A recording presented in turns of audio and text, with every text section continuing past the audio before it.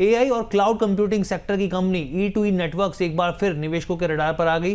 5 दिनों में स्टॉक जो है 23% तक चढ़ गया। वजह Q1 के शानदार नतीजे रहे। सबसे बड़ा सरप्राइज कंपनी के शुद्ध मुनाफे में रहा, जो कि आप देखिए 6.4 करोड़ से बढ़कर 6.5 करोड़ से बढ़कर सीधा 44 करोड़ के आसपास हुआ, यानी कि मुनाफे में 575% की छलांग लगती हुई दिखी है। दरअसल कंपनी ने लगभग हर अहम वित्तीय पैमाने पर जो फाइनेंशियल पैरामीटर है उसमें एक शानदार प्रदर्शन दिखाया। ऑपरेशनल रेवेन्यू को अगर आप देखेंगे तो आप देखेंगे कि 95 करोड़ से बढ़कर 157 करोड़ पे आ गया, यानी 64% का जंप है।